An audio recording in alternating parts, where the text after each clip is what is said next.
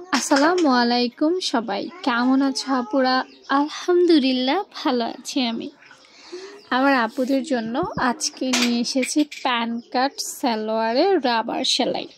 আচ্ছা, গত কিছুদিন আগে আমি একটা নর্মাল সালোয়ারে যখন রাবার সেলাই করেছিলাম তখন অনেকেই প্রশ্ন করেছ যে আপু, নর্মাল সালোয়ারে তো তুমি নর্মালি রাবারটা সেট করে ফেলো এবং এটাতে আমাদের অনেক উপকার হয়, এটা সহজ মনে হয়, কিন্তু প্যান কাট সালোয়ারে কি এত সহজেই রাবার সেট করা যায়? তো আজকে তোমাদেরকে একদম হাতে কলমে দেখাবো যে নর্মাল প্যান কাট সালোয়ারেও তুমি নর্মালি রাবার লাগাইতে পারবা, কোনো অসুবিধা নাই। যদিও রাবার লাগানোর অনেকগুলো পদ্ধতি আছে, ঠিক আছে, অনেকগুলো পদ্ধতি আছে, কিন্তু তুমি এভাবেও পারবা। তো দেখো, আজকে আপু একটা প্যান কাট সালোয়ারের অর্ডার নিয়েছি এবং এই যে প্যান কাট সালোয়ারে আপু নর্মালি যেভাবে রাবার লাগাই, রাবার সেলাই করি, সেভাবেই সেলাই করছি।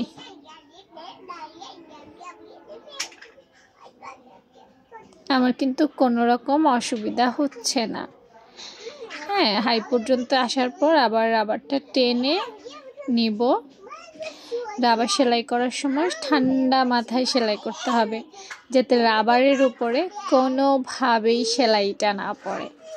এটা খেয়াল রাখতে পারলেই হয়ে যাবে তোমার। আর এটা খেয়াল না রাখলে কিন্তু ঝামেলায় পড়তে হবে।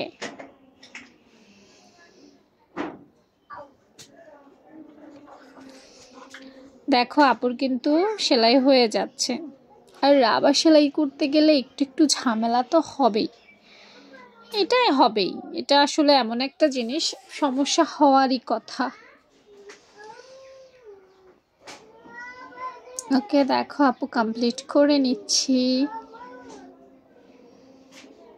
কষ্ট হবে, কাজ করে যেতে হবে, কষ্ট তো হবেই, তাই না? কিন্তু কাজ আমাদেরকে করে যেতেই হবে।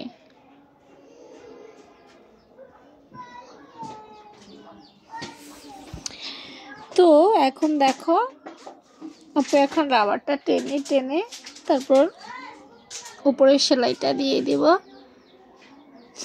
ব্যাস হয়ে যাবে আপুর প্যান কাট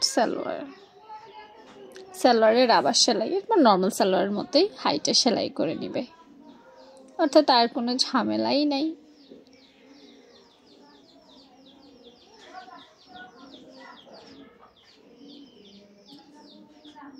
কাছ থেকে দেখো, দেখছো? এই যে